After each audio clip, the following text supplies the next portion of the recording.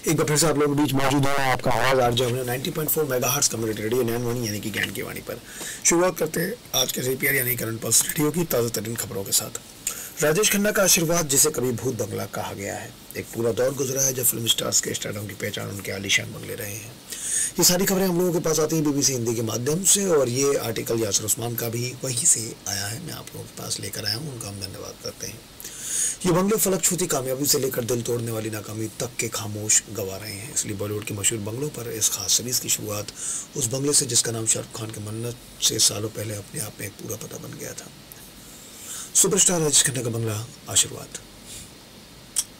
लेकिन इस बंगले की दास्तान राजेश खन्ना के सुपरस्टारडम से सालों पहले शुरू हुई थी। भूत बंगला के नाम से मशहूर बानोविला बांद्रा वेस्ट मुंबई का एक मशहूर उपनगर है। आज यहाँ का बांद्रा बैंड स्टैंड और उसके करीब की काटर रोड एक लैंडमार्क लोकेशन के रूप में जाने जाते हैं। समुद्र के सामने उस पॉश इलाके में आज भी कई बड़े फिल्म स्टार्स और बिजनेसमैन रहते हैं। कई हाई राइज बिल्डिंग्स की वजह से आज के लिए इलाका बेहद भीड़ भाड़ महसूस होता है, लेकिन गौर से देखें तो इन आलीशान और ऊंची इमारतों के बीच आज भी आपको कुछ सालों से खड़ी कुछ जर्जर इमारतें और पुराने बंगले नजर आ जाएंगे। ये इमारतें और बंगले अपने अंदर एक पूरा इतिहास समेटे हुए हैं। 1950-56 के दशक में काटर रोड पर बहुत महंगे बंगले हुआ करते थे। आज भी आपको सालों से खड़ी कुछ जर्जर इमारतें पुराने बंगले नजर आ जाएंगे। इनमें से ज्यादातर ईस्ट इंडियन और पारसी समुदाय के लोगों के थे। इसी काटर रोड पर समुद्र के सामने वाला बंगला आशियाना उस दौर में हिंदी सिनेमा के श्रेष्ठ संगीतकार नौशाद का हुआ करता था। आशियाना के करीब ही एक और 2 मंजिला बंगला था जो बेहद जर्जर और बुरी हालत में था। इंटरनेट पर मौजूद कई लेखों में कहा गया है कि पहले बंगला अभिनेता भारत भूषण का था, लेकिन ये दावा सही नहीं है। इस बंगले की बाहरी दीवार पर अंग्रेजी में गुदा हुआ था बानोविला। आसपास के लोग इस बंगले को अभिशप्त बंगला या भूत बंगला कहकर पुकारते थे। कोई इसे खरीदने को तैयार नहीं था। तकरीबन इसी दौर में हिंदी सिनेमा में 10 साल से संघर्ष कर रहे अभिनेता राजेंद्र कुमार को मदर इंडिया में अपने छोटे से रोल और उसके बाद धूल का फूल से कुछ कामयाबी मिली थी। उनके घर में बेटी का जन्म हुआ जिसका नाम उन्होंने रखा डिम्पल। परिवार बढ़ रहा था तो राजेंद्र अपने सांता क्रूज के किराए के छोटे से फ्लैट से किसी बड़े घर में शिफ्ट होना चाहते थे। उनके घर में बेटी का जन्म हुआ था। 3 फरवरी 1959 की सुबह उन्हें एक प्रॉपर्टी ब्रोकर का फोन आया। काटर रोड पर एक 2 मंजिला घर है, बिल्कुल वैसा जैसा आप ढूंढ रहे हैं, क्या आप अभी आ सकते हैं? ये जानकारी राजेंद्र कुमार के आधिकारिक जीवनी jubilee Kumar the life and times of a superstar लिखने वाली लेखेगा सीमा सोनी आलमचंद से मिली। उन्होंने मुझे बताया राजेंद्र कुमार उस समय वहां पहुंचे। उन्होंने देखा एक पुराना खूबसूरत घर समुद्र के सामने था जहां से ठंडी हवा आ रही थी। उन्हें फौरन अपने परिवार के जोशी की बात याद आ गई जिसने कहा था राजेंद्र का नया घर समुद्र के पास होगा। पहली नजर में ही बानोविला और राजेंद्र को जम गया। प्रॉपर्टी ब्रोकर से किराया पूछा तो उसने कहा कि मकान मालिक किराए पर नहीं बल्कि बेचना चाहता है। यहाँ कोई राइटर रहता है जो लोगों को बताता रहता है कि इस घर में भूतों का वास है, ताकि ये घर बिकने ना पाए और खुद यहाँ रहता रहे। मकान मालिक किसी भी हाल में इसे बेचेगा और मैं आपको अच्छी डील दिला सकता हूँ। सौदा तय हुआ 65,000 में। राजेंद्र की पत्नी भूता घर के बारे में सुनकर घबरा गई, लेकिन पत्नी की माँ बोली, बम्बई जैसे शहर में इंसानों के रहने को तो जगह है नहीं, भूत क्या खाक रहेंगे। फैसला हो गया, मगर राजेंद्र कुमार के पास पूरे पैसे नहीं थे। उन्होंने मशहूर फिल्मकार बी आर चोपड़ा से कहा कि वो ना सिर्फ उनकी फिल्म कानून जिसमें गाने नहीं थे बल्कि 2 और फिल्मों में काम करने को तैयार हैं, बशर्ते उन्हें उनकी फीस एडवांस में दे दी जाए। बी आर चोपड़ा मान गए और राजेंद्र कुमार ने भूत बंगले के नाम से मशहूर बानोविला को खरीद लिया। उनका नया नाम अपनी बेटी के नाम पर रखा, डिम्पल। करीबी दोस्त अभिनेता मनोज कुमार की सलाह पर राजेंद्र कुमार गृह प्रवेश से पहले भूतों को भगाने वाला एक विशेष हवन करवाना नहीं भूले। फिर इंडस्ट्री के पुराने लोग याद करते हैं कि इस घर ने राजेंद्र कुमार की किस्मत बदल दी। जिस बड़ी कामयाबी को पिछले 10 साल से ढूंढ रहे थे वो अब अचानक से आई। जिस दौर में वो इस बंगले में रहे वो राजेंद्र कुमार का सबसे सुनहरा दौर बन गया और महबूब, घराना, संगम, आरजू, सूरज और उनकी ज्यादातर फिल्में जुबली मनाती थी, जिसकी वजह से वो हिंदी सिनेमा के जुबली कुमार कहलाए। लेखिका सीमा सोनी आलमचंद की लिखी जीवनी jubilee Kumar the life and times of a superstar में राजेंद्र कुमार कहते हैं, मैंने अपने जीवन के सबसे कामयाब और बेहतरीन साल इसी घर में गुजारे। काफी दौलत और शोहरत हासिल कर चुके राजेंद्र कुमार कुछ साल बाद ये बंगला छोड़कर पॉली हिल इलाके के अपने नए बंगले में शिफ्ट हो गए। काटर रोड का ये बंगला जो राजेंद्र कुमार के बेहतरीन दौर का गवाह था, अब एक नए मालिक का इंतजार कर रहा था। इतिहास खुद को एक बार फिर से दोहराने वाला था। 1969 में राजेश खन्ना की कामयाबी ने किसी तूफान की तरह देश में दस्तक दी। वो पहले फिल्म स्टार थे जिन्हें फिनोमेना कहा गया, जिनके लिए सुपरस्टार शब्द गढ़ा गया। बंबई में ही पले बड़े राजेश खन्ना को समुद्र बेहद पसंद था और एक सी फेसिंग घर खरीदने का उनका पुराना सपना था। ये बंगला उन्हें अपने सपने के बेहद करीब लगा। जब साल 1969 आधे से ज़्यादा बीत चुका था, जब एक शाम निर्देशक रमेश बहल और राजेश खन्ना राजेंद्र कुमार के घर में बैठे थे, तो राजेश खन्ना राजेंद्र कुमार से बोले, पापा जी आपका कार्टर रोड वाला बंगला खाली पड़ा है और मुझे एक घर खरीदना है।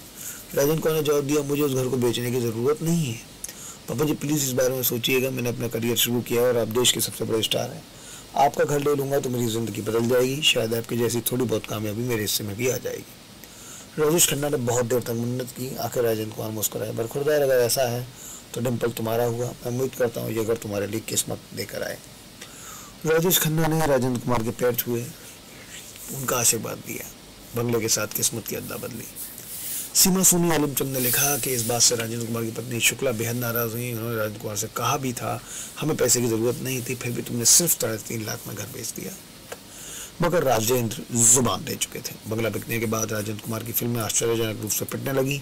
बतौर हीरो उनका करियर ढलान पर आ गया। मीडिया ने कहा कि इसकी वजह भाग्यशाली डिम्पल का बिकना है, मगर राजेंद्र कुमार खुद इसमें यकीन नहीं करते थे। सुपरस्टार राजेश खन्ना बड़े धूमधाम से बंगले में शिफ्ट हुए। अपने पिता चुन्नीलाल खन्ना से बंगले का नाम रखने को कहा। राजेश के माता पिता को अचानक मिली इस बेमिसाल कामयाबी के बाद ये डर सताता था कि कहीं उनके बेटे को किसी की नजर न लग जाए। अभिनेता सचिन पिलगांवकर ने मुझे इस बंगले के नामकरण से जुड़ी एक दिलचस्प बात बताई थी। काका जी के पिता बंगले का नाम बोले आशीर्वाद होगा। इसके पीछे ये सोच थी कि उनका बेटा हमेशा आशीर्वाद के साए में रहेगा। वो बोले कि अगर जतन से जलने वाला उसे खत में गाली देगा या बुराई भी लिखकर भेजेगा, तब भी पते के रूप में उसे राजेश खन्ना आशीर्वाद तो लिखना ही पड़ेगा। यानी राजेश खन्ना को अपने घर आने वाले हर खत, हर संदेश के जरिए आशीर्वाद मिलता रहेगा। बंगले में शिफ्ट होते ही राजेंद्र कुमार से भी ज्यादा करिश्माई सफलता राजेश खन्ना के जीवन में आई। लगातार 15 सुपरहिट फिल्में, फिल्म मैगजीन और अखबार में सुपरस्टार के नए बंगले की तस्वीरें छपी। आशीर्वाद भी राजेश खन्ना की तरह ही मशहूर हो गया और मुंबई के टूरिस्ट डिपार्टमेंट का खास टूरिस्ट स्पॉट बन गया था। देश भर से मुंबई आने वाले लोगों की खास मांग रहती है कि उन्हें सुपरस्टार का बंगला दिखाया जाए। हर रोज उनके पास फैंस के हजारों खत आते जिसमें पते के रूप में बस नहीं लिखा होता, राजेश खन्ना आशीर्वाद बम्बई। इनमें राजेश खन्ना की दीवानी लड़कियों की खुशबू से महकते खत भी होते थे, शादियों के प्रपोजल भी और खून से लिखे ऐसे खत भी थे जिनके बारे में पहले भी बहुत कुछ कहा और लिखा जा चुका है। आशीर्वाद पहुंचने वाले खतों की तादाद इतनी ज़्यादा थी कि राजेश खन्ना ने उन खतों को छांट कर उनका जवाब देने के लिए बाकायदा एक शख्स को रख लिया। ये शख्स थे प्रशांत रॉय। प्रशांत तकरीबन 20 साल तक आशीर्वाद में काम करते रहे। प्रशांत ने मुझे बताया कि आशीर्वाद में फैन मेल का ढेर लगता था हर दिन। काका जी अक्सर आते थे और पूछते थे कि प्रशांत आज सबसे अच्छे खत कौन से चुने। वो जोर जोर से खत को पढ़ते थे और हमारी तरफ देखकर मुस्कुराते थे। वो फैंस के जज्बात देखकर हैरान हो जाते थे और हंसते हुए पंजाबी में कहते थे, हुण की करा, इधर से लोग उधर से लोग, खून दे लेटर, मैं क्या करूं। एक ही हो गया। हाल ये था कि इंडस्ट्री में नई कहावत बन गई थी, ऊपर आका नीचे काका। इस बंगले में राजेश खन्ना की तस्वीरों और ट्रॉफी से सजा हुआ वो मशहूर कमरा भी था जिसमें बैठकर वो इंटरव्यू दिया करते थे। लेखक सलीम खान ने मुझे बताया कि आज मेरा बेटा सलमान बड़ा स्टार है। हमारे घर के बाहर उसे देखने के लिए हर रोज भीड़ लगती है। लोग मुझसे कहते हैं कि किसी स्टार के लिए ऐसा क्रेज पहले नहीं देखा। मैं उन लोगों से कहता हूँ, इसी सड़क से कुछ दूरी पर कार्टर रोड पर आशीर्वाद के सामने मैं ऐसे कई नज़ारे देख चुका हूँ। राजेश खन्ना के बाद मैंने किसी भी दूसरे स्टार्स के लिए ऐसी दीवानगी नहीं देखी।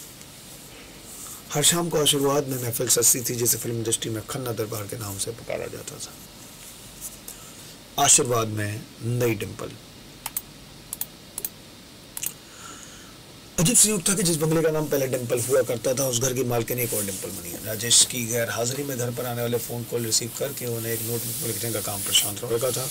उन्होंने मुझे बताया कि काका जी का फोन नंबर 53117 हुआ करता था और तकरीबन हर मिनट पर एक कॉल आती थी। एक सुबह एक लड़की का कॉल आया, वो काका जी से बात करना चाहती थी। उसने अपना नाम डिंपल बताया। मैंने कहा काका जी तो शूट पर गए हैं।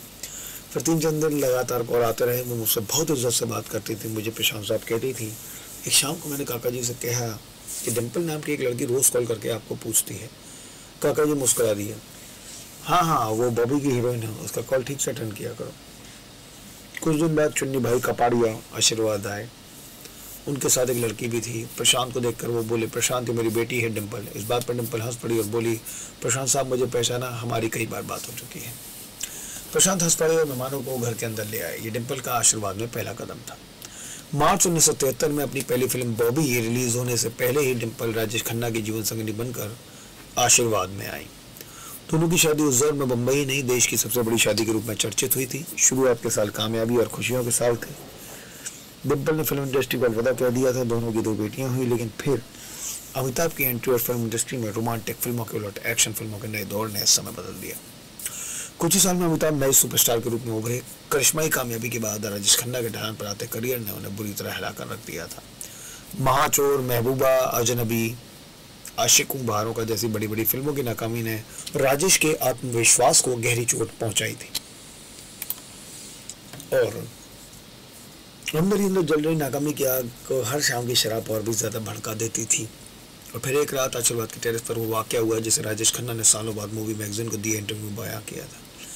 मुझे याद है एक बार सुबह के 3 बज रहे थे, मैंने बहुत ज़्यादा शराब पी ली थी। अचानक मेरे लिए सब कुछ बर्दाश्त करना बहुत मुश्किल हो गया, क्योंकि ऐसी नाकामी से मेरा सामना पहली बार हुआ था। एक के बाद एक मेरी 7 फिल्में फ्लॉप हो गई थी। उस रात बारिश हो रही थी, खूब अंधेरा था और मैं अपनी टेरेस पर अकेला था। अचानक मैं जैसे अपने होश खो बैठा और चीख पड़ा, परवरदिगार, हम गरीबों का इतना सख्त इम्तिहान ना ले कि हम तेरे वजूद को इनकार कर दें। डिम्पल के साथ उनके रिश्तों में भी तनाव बढ़ता जा रहा था। तकरीबन 9 साल लंबे समय तक साथ रहने के बाद राजेश खन्ना और डिम्पल अलग हो गए। डिम्पल आशीर्वाद छोड़कर चली गई। 1992 में राजेश खन्ना ने फिल्मों से ब्रेक लेकर राजनीति में किस्मत आजमाई और दिल्ली से कांग्रेस के टिकट पर चुनाव जीते। 20 साल आशीर्वाद में रहने के बाद अब वो भी बंगला छोड़कर दिल्ली शिफ्ट हो गए। आशीर्वाद में काम करने वाले कई लोग भी धीरे धीरे काम करने कहीं दूसरी जगहों पर चले गए। राजेश खन्ना की जिंदगी में कई दौर आए दौर में करीब लोगों का साथ छूटता रहा। अगर कुछ था तो जिंदगी के किसी भी लम्हे में जिसने कभी नहीं साथ छोड़ा वो था अकेलापन। हर गुजरते दिन के साथ वो और अकेले होते चले गए। सालों बाद राजनीति से भी उनका मुंह बंद हो गया। वो अपने शहर वापस लौटे जो अब बम्बई से मुंबई बन चुका था। इनकम टैक्स से जुड़ा एक और मसला बढ़ा और कुछ वक्त बाद ही उनके बंगले आशीर्वाद को टैक्स अथॉरिटीज ने सील कर दिया। ऐसा समय आया जब आशीर्वाद छोड़कर राजेश खन्ना बांद्रा लिंकिंग रोड पर टाइटन के शोरूम के ऊपर वाली मंजिल में स्थित अपने ऑफिस में शिफ्ट हो गए थे। वो ऑफिस काफी बड़ा था, मगर अपना बंगला छोड़ने की तकलीफ उन्हें बहुत थी।